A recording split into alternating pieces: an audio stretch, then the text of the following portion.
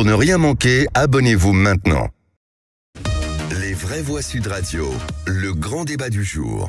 C'est Jean-Luc Mélenchon qui allume la mèche. Les chiens de garde nous ordonnent d'appeler au calme. Nous appelons à la justice. Il y a au point de départ une situation, et c'est cette situation qu'il faut traiter. C'est ça que j'ai voulu dire. Si sur la question européenne, on est dans une hypothèse encore de liste avec la France insoumise, il est hors de question que je reste au Parti socialiste. Je pense qu'à M. Mélenchon, il préfère le malheur de ce pays à une bonne nouvelle pour M. Macron. On ne peut pas avoir de calme sans justice. La ligne de la France insoumise aujourd'hui est une ligne qui, pour moi, la gauche du pugilat à la droite dure et à l'extrême droite. C'est ça qu'il faut avoir en tête. Et après le refus de Jean-Luc Mélenchon d'appeler au calme pendant les émeutes, certains leaders de gauche reprochent à l'ancien candidat à la présidentielle d'affaiblir la NUPES, bien loin des divergences de stratégie ou de politique. C'est l'outrance qui semble menacer l'avenir de cette union de gauche, Philippe. Oui, Cécile, et même un pilier du PCF. Pour un pilier du PCF, l'attitude du leader insoumis s'apparente à une faute politique qui risque d'éloigner durablement la gauche du pouvoir et de la transformer en épouvantail. Alors, est-ce que vous pensez que les outrances de la NUPES vont éloigner durablement la gauche du pouvoir, ou est-ce que vous pensez, comme le disait Jean-Luc Mélenchon il y a quelques années, qu'il faut tout conflictualiser pour tenter d'arriver au pouvoir? Dans tous les cas de figure, on attend vos appels, c'est Zach qui vous prendra au 0826 300 300. Et sur les outrances de la NUPES, vont-elles éloigner durablement la gauche du pouvoir? Vous dites oui à 82%. Frédéric Durand est avec nous. Bonsoir, merci d'avoir accepté notre invitation. Vous êtes journaliste et directeur de la revue L'Inspiration politique. On s'y attendait, Philippe Bilger, Jean-Luc Mélenchon, là, ça craque. Oui. Alors, j'ai bien compris, comme l'a dit Philippe, que la volonté de Jean-Luc Mélenchon de tout conflictualiser trouve parfois un écho favorable dans la France profonde qui ne déteste pas les conflits ni les polémiques, voire la détestation à l'encontre du président ou de certains ministres. Mais là, il me semble que c'est la première vraie brèche dans l'entente, au moins apparente, qui semblait faire fonctionner la NUPES, avec évidemment une emprise très forte de LFI sur ce groupe-là. Je pense que là, il a commis une erreur, et évidemment, pour ma part, en étant aux antipodes, je rends hommage à l'attitude éclatante, claire et nette de Fabien Roussel, qui a dit qu'il se désolidarisait totalement de la position de Jean-Luc Mélenchon. Faure l'a fait de manière plus murmurante, objectivement. Mais donc, je ne crois pas que ce soit la gauche qui risque d'être éloignée, mais en tout cas, cette extrême gauche-là. Oui. En tout cas, ce qui est sûr, c'est que cette gauche-là me semble pas être en mesure d'être victorieuse aux prochaines élections. Effectivement, s'il n'y a pas une clarification justement de ligne, je pense qu'à un moment donné, la dimension composite, elle peut être intéressante à certains moments pour établir des stratégies. Et effectivement, vu la recomposition politique quand même qui existe dans le pays depuis l'arrivée de Macron, c'était peut-être nécessaire à un instant T. Aujourd'hui, ça l'est de moins en moins. Et je pense de plus en plus, finalement, il va y avoir une gauche entre guillemets de gouvernement et une gauche plus radicale qui vont se séparer, et quelque part c'est peut-être naturel. Joseph Touvenel. Ce qui est toujours intéressant, c'est de voir la définition des mots. Parce que moi, il me semblait que la gauche était au pouvoir. C'est le président de la République, ancien secrétaire général adjoint de l'Élysée, socialiste, ancien ministre des Finances, socialiste, le président du Conseil constitutionnel, ancien Premier ministre, socialiste, le président de la Cour des comptes, ancien ministre, socialiste. Ils ont pas de fonction opérationnelle. La première ministre aussi, Elisabeth Borne, était socialiste. Et je pourrais continuer longtemps en développant sur la place de gens de gauche dans l'économie, dans les médias. Donc, de quoi parle-t-on ? Après, on confond parfois gauche et interventionnisme. C'est pas parce que les gens sont pour parfois l'intervention de l'État dans certains secteurs, comme c'est le cas de Macron par exemple, qui est plutôt dans une approche très verticale de la pratique du pouvoir, que c'est synonyme de gauche en fait. Ils se sont dit socialistes. Ils se sont dit socialistes. On peut dire aussi. On a un avis. On retrouve sur des vidéos quand Macron nous affirme je suis socialiste, etc. Mais il le pensait comme moi je suis médecin. Peut-être que 3 jours après, il a raconté le contraire. Ça ça s'appelle Emmanuel Macron. On se souvient d'un des derniers discours de Hollande avant sa prise de pouvoir qui disait mon ennemi c'est le capital. Vous vous souvenez tous de ça. Donc pour les gens, la finance, voilà, c'est la finance. Pour les gens de gauche, il a complètement trahi la gauche, Hollande. Donc dire aujourd'hui que Macron serait quelqu'un de gauche et que ce serait la gauche qui serait au pouvoir, à mon avis, est un contresens politique. En tout cas, pour les gens qui sont eux de gauche, eux ils le considèrent pas comme vous pouvez le considérer. Et il est taquin, Joseph Touvenel.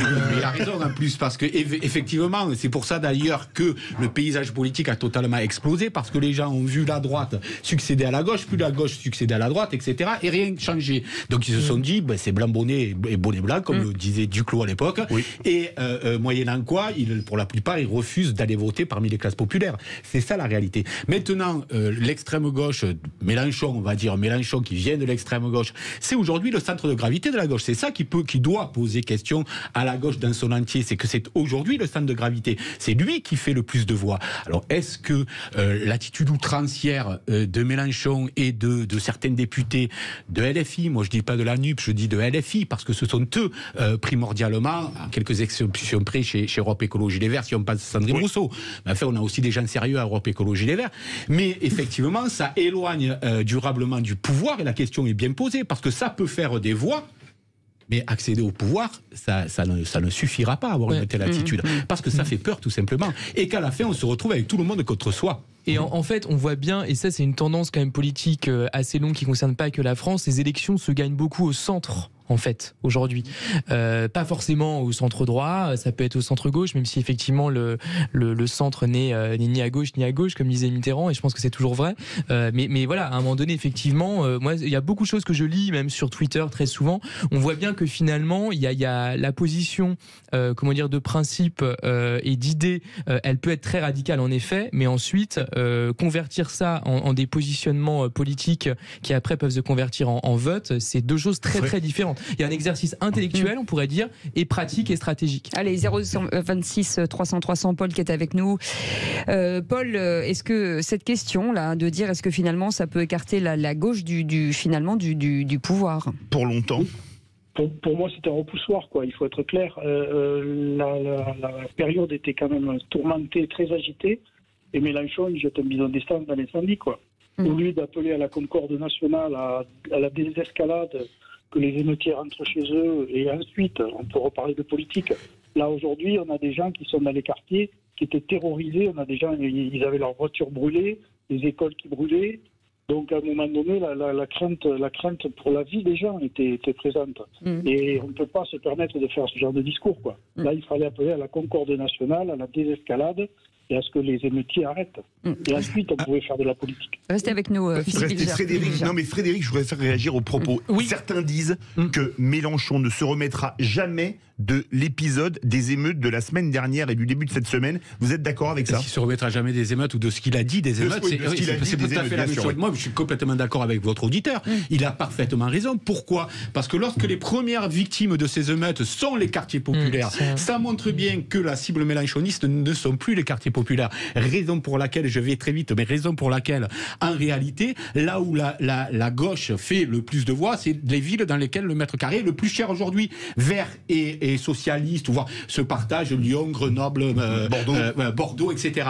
Donc la cible ne sont plus les classes populaires. Et sinon, Mélenchon l'aurait compris, disait les premières victimes sont les classes populaires, donc il faut arrêter, il faut appeler au calme. Parce que Mélenchon, en plus, se revendique pas seulement comme un leader de gauche, mais comme le nouveau penseur de la gauche. Et pour arriver au terme d'une production de pensée qui revient à dire je n'appelle pas au calme, il m'imaginait le désarroi idéologique de la gauche aujourd'hui. Tout de même, Frédéric, il est tout sauf idiot, Mélenchon, et dans la mesure, à votre avis, pour quelle raison a-t-il une telle attitude clivante? Est-ce qu'il n'y a pas aussi un dessein de sa part de montrer avec quelle autorité, quel éclat il se distingue de certains qui commencent à être des rivaux au sein de LFI? Non, mais, parce que sinon c'est incohérent. Non mais il y a une cohérence. Enfin, à mon sens, la cohérence, c'est qu'il a importé un modèle d'Amérique du Sud où les clivages sont extrêmement plus forts parce qu'une classe moyenne beaucoup plus restreinte et il a importé ce modèle-là du clivage permanent. Je pense qu'il y a une vraie stratégie derrière, qui est une forme de populisme, mais qui confine à la démagogie, parce qu'il peut y avoir une noblesse dans certaines formes de populisme. Là, on est dans de la démagogie pure et simple, à mon sens. Oui, mais ce qui m'importe, c'est pourquoi il le fait dans le contexte actuel de LFI, où il y a des opposants au sein de son propre parti et qui ne sont pas loin de considérer que sa tactique est suicidaire. Oui, mais il le fait depuis le début, mais enfin, depuis une dizaine d'années, on va dire, parce qu'il a largué les amarres de la République, de la laïcité, alors que c'était un grand défenseur républicain il y a une dizaine d'années, mais il fait ça depuis une dizaine d'années. Donc moi, je ne vois pas de circonstances particulières de compétition actuelle. En fait, mais il dépense les bords. Ah oui, ça fait longtemps. On part dans une ville où le mètre carré est très cher et qui est dirigé par Europe Écologie Les Verts. Bonsoir Tony de Bordeaux. Oui, de Bordeaux et pas écolo, hein, ça rime, mais... voilà. Bah écoutez, chacun ses choix. Voilà. Tony, vous vouliez réagir? Et pourtant, moi je suis d'accord avec M. Bilger à 95%. C'est-à-dire que oui, je pense qu'il y a une grosse partie du peuple, une grosse partie de la population qui est prêt à la conflictualisation, ça c'est sûr. Parce que de toute façon, on vit dans le dur depuis trop longtemps. Plus ça va bouillir, plus ça va péter fort. Donc de toute façon, je pense que son choix, s'il fait ce choix-là, c'est pour ça. C'est parce qu'il sait que ça va péter un jour ou l'autre. Et vaut mieux que ça soit démocratiquement. C'est ça le truc. Par contre, là où je suis pas d'accord, en revanche, on va dire, monsieur Bliger, c'est par rapport à monsieur Roussel. Parce que M. Roussel, en 2017, en 2022, il fait Walou, il fait 4%. Et puis le PS, il fait pareil. C'est-à-dire que les M. Le Foll et Hollande, ils nous laissent un PS à 1% avec Mme Hidalgo. Donc celui qui a le potentiel, c'est lui. Et M. Roussel, la NUPES, il en a foutre. Et il va s'en servir pour les européennes au pire, il va s'en servir pour les législatives, mais à la présidentielle, il va nous faire le même coup, il va aller faire ses 4-5%, histoire de te rembourser, de se faire voir en disant qu'il met de la viande et tout ça. En fait, il sert à rien, ce monsieur. Voilà. Ah, il nous empêche d'aller au pouvoir, en fait, parce que si ce monsieur, il se ralliait en 202022, on était devant. Alors il y a peut-être pas des reports tout de suite de voix entre le PC Tony, est-ce qu'il n'a pas un peu changé quand même? Est-ce qu'il n'a pas un peu changé? Est-ce qu'il n'a pas remis un peu le PC au milieu, qui était vraiment à l'écart, hein, on n'entendait même plus. C'était vraiment. Est-ce que justement sa personnalité et ses prises de position n'ont pas changé quand même un peu les choses? Bah écoutez, moi je vois pas. Je vois pas où, honnêtement, non. À part faire des bons mots. Je pense que c'est un animal médiatique. Voilà, il a trouvé sa place. Je pense qu'on l'a fait grimper, mais justement parce que il y a un rapport avec Mélenchon. Hein. Il y a vraiment, moi j'écoute tout. Hein. Je suis assez pluraliste là-dessus. De France Inter à vous voyez. Eh ben, je vous avoue que quand le LFI passe à la radio, c'est un bordel sans nom. Je veux dire, franchement, c'est tout le temps aller chercher la petite bête, le petit mot, le petit truc. Je veux dire, Macron, il en dit des saucisses depuis qu'il est là. Et pourtant, je veux dire, il est tous les 5 ans, il serait là. S'il pouvait être élu, il serait élu parce que le parti des médias, et je suis désolé si je suis sur cette radio, c'est peut-être parce que vous en faites le moins possible, mais le parti des médias, il existe et il construit les victoires. Et aujourd'hui, c'est Macron qui en bénéficie. Il peut faire n'importe quoi, ça sera toujours lui. Alors, Tony, parlons vrai, hein, c'est le principe. Joseph Touvenel et ensuite Frédéric Durand. Comme tout le monde, souvent, je confonds les hommes et les partis. Fabien Roussel, moi, je le trouve absolument sympathique. Je suis prêt à aller manger une entrecôte avec lui, même si ça choque certaines. Par contre, Parti communiste, ce sont des gens qui ont des millions de morts sur les bras, qui ont mis des systèmes, y compris en France, quasi totalitaires, dans certaines villes quand ils les géraient. Moi, je suis issu d'une commune communiste, je sais ce que c'est la mainmise, et je condamne pas tous les communistes, parce que ce que je vais leur reprocher en premier, d'ailleurs, c'est d'avoir trahi la classe ouvrière, par leurs mensonges, en les entraînant, et donc ça, j'ai beaucoup de mal. Quant au camarade Mélenchon, d'extrême gauche, oui, enfin il a été ministre socialiste et sénateur socialiste. C'est pour ça qu'il faut regarder à la fois quelles sont les idées qui sont proposées. Ça a été dit là à juste titre, les choses vont mal, mais c'est dans les urnes qu'il faut les changer, les amis. Et quand je vois tous ceux qui ne vont pas voter et qui râlent, Vous vous en prenez qu'à vous-même. Allez voter la prochaine fois et regardez un peu ce que proposent les candidats en séparant la personne du parti. Frédéric Durand pour répondre à Tony de Bordeaux et à Joseph Touvenel. Non, déjà, moi je ne pense pas du tout que ce sont les médias qui font les élections. Les gens lisent tel journal, écoutent tel radio. Excusez-moi, mais pour les référendums sur l'Europe par exemple ou Maastricht, tous les médias appelaient à voter oui. Hein. Oui, non mais je vais vous dire pourquoi. Parce que je pense que les gens vont vers les médias pour confirmer leur position davantage que pour changer d'avis. Voilà. Donc la vérité, c'est qu'on a une abstention qui est absolument énorme, effrayante à certaines élections, à tel point que la légitimité politique gagnée lorsqu'on n'a que 20% de gens qui se déplacent, elle est à questionner, bien entendu. Maintenant, sur ce que vous dit votre auditeur, moi je ne crois pas qu'on puisse additionner les voix dans une élection. C'est-à-dire, c'est ce que reproche évidemment LFI au Parti communiste d'avoir présenté un candidat lors de l'élection en disant mais regardez, si on additionne ça et ça, non, c'est pas comme ça que ça marche. Parce que certains n'auraient voté en aucun cas pour Mélenchon parmi les électeurs communistes et donc ça n'aurait pas du tout donné le résultat attendu. Et puis je pense que le côté extrêmement clivant, oui, ça va péter peut-être un jour ou l'autre, mais est-ce que ça va péter sous la forme d'une récupération politique pour Mélenchon? Je ne le crois pas, parce qu'à la réalité, tout ce que fait Mélenchon fait monter Marine Le Pen. C'est malheureusement pour la gauche, je dirais, c'est qu'aujourd'hui, la conflictualisation porte davantage Marine Le Pen vers le pouvoir que Jean-Luc Mélenchon lui-même. C'est ça la réalité de ce qu'on voit à la sortie de chacun des sondages. Raison pour laquelle, d'ailleurs, j'en termine là, mais raison pour laquelle la stratégie de Marine Le Pen, ça a été au contraire se notabiliser. Parce qu'elle a compris qu'au plus elle se notabiliserait, au plus elle se rapprocherait du pouvoir. Et c'est une réalité politique. On ne votera jamais pour des gens dont on estime qu'ils sont potentiellement dangereux et extrêmes. Ouais. Non, ça, on est tout à fait d'accord sur ce que vient de dire monsieur, parce qu'effectivement, la question sociale derrière, elle est beaucoup plus complexe et beaucoup moins manichéenne que ce que les politiques aimeraient nous faire croire. C'est pas, par exemple, les émeutiers avec les banlieues contre le reste du monde. C'est absolument pas ça.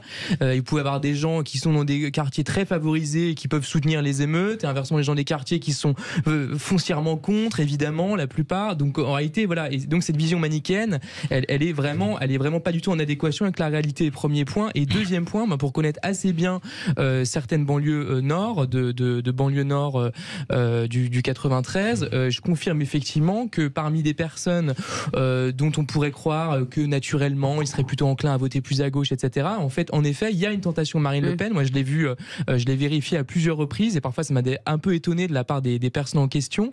Donc, je pense qu'effectivement cette stratégie-là, elle n'est pas du tout gagnante pour la gauche, en tout cas. C'est sûr. Frédéric Durand. D'autant plus que je pense qu'aujourd'hui, LFI, et c'est la grande différence, c'est pour ça qu'il faut qu'il existe plusieurs courants à gauche, et heureusement, ça fait partie de la diversité, ou alors on se range tous au garde à vous derrière Mélenchon. En tout cas, moi, ce sera jamais mon cas. Pourquoi? Parce que aujourd'hui, LFI, qu'est-ce qu'ils disent? Ils considèrent que les classes populaires se retrouvent tout entières dans les banlieues. Ce sont entre 15 et 20% des classes populaires françaises qui sont dans les banlieues, issues de l'immigration extrêmement souvent. C'est-à-dire que les 80% ou 85% restants sont ailleurs en France, sont dans toutes ces régions désertées. Ceux-là, la France périphérique aussi. Exactement, la France périphérique dont parle Diduy, dont parle Jean-Claude Michéa, etc. Eh bien, cette France-là, ces classes populaires-là, elles sont ignorées par LFI, qui ne considère qu'il n'y a que dans les banlieues la population issue de l'immigration qui représenterait la figure emblématique des classes populaires. En désaccord total avec ça. Je voudrais vous poser une question, il nous reste une minute. Oui. Est-ce que l'instant de vérité, ça va pas être les européennes, entre des socialistes et des écologistes fédéralistes et des communistes et des insoumis qui, eux, ne sont pas du tout fédéralistes? Non, je passe pas, parce qu'en vérité, personne ne se souvient du score des élections européennes.